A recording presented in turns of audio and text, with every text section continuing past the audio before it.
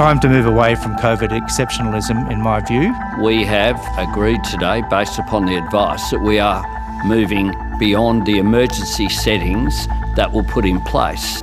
I think politicians, are always balancing two things: what they need to get done and their need to be reelected. So if the population as a whole feels that they're tired of the pandemic and it becomes too onerous to deal with it, that will be reflected in what the politicians present. How things have changed. Last year, New South Wales and Victoria had extended lockdowns. State and international borders were closed. There were significant mask mandates, and we had mass PCR testing.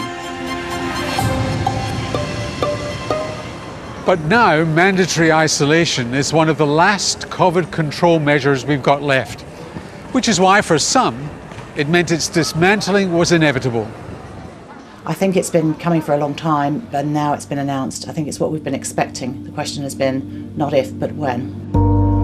Others argue, though, that it should not have been inevitable, since the impact of COVID just this year has been huge. And that's despite immunisation and despite the availability of antiviral drugs.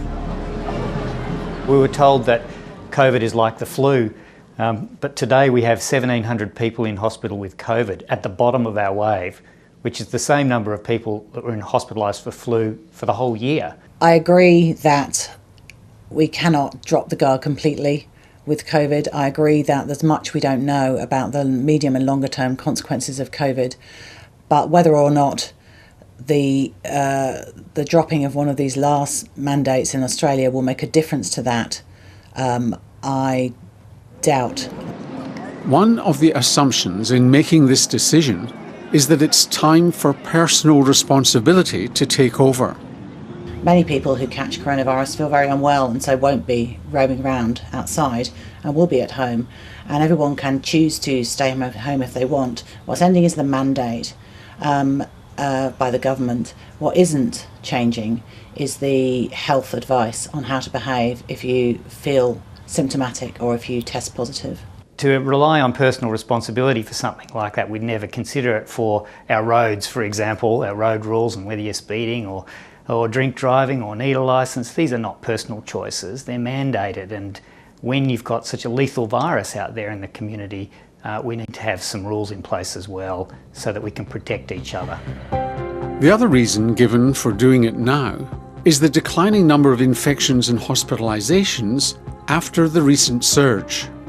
We are in a very low community transmission phase of the pandemic here in Australia. It does not in any way suggest that the pandemic is finished.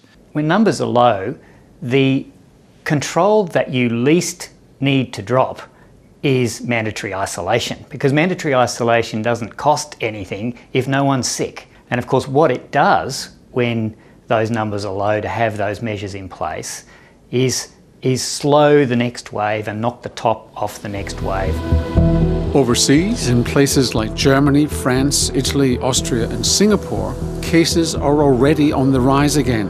While new variants are still at a low level, the list is getting longer. I think we're going to continue to see more variants. The WHO is tracking it. Last I checked, over 200. And I think my big concern is that as people lose interest, right, in protecting themselves, we're going to see more and more severe disease. But even that is contested. What has changed is our ability to respond to the threat of the new variant.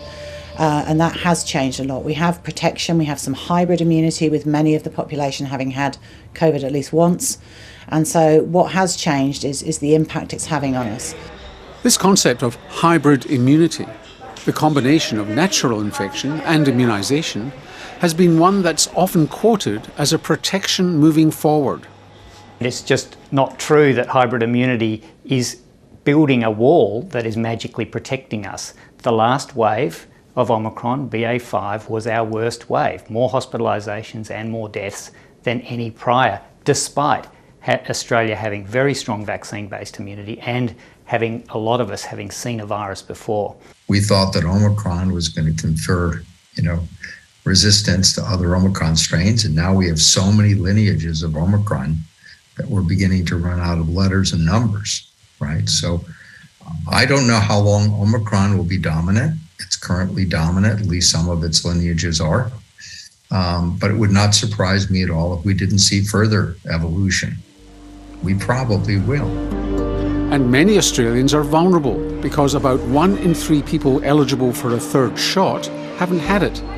And that's at the same time as the rhetoric has changed from mandates to personal responsibility. It's the message that is the big problem, not the rule. The message that COVID is over says we can relax, and we can't relax.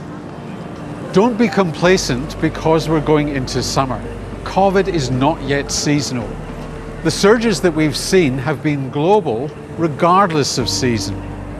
So if you're eligible for your 3rd or 4th doses and haven't had one, get it done. Because the risks, including of long COVID, fall when your jabs are up to date.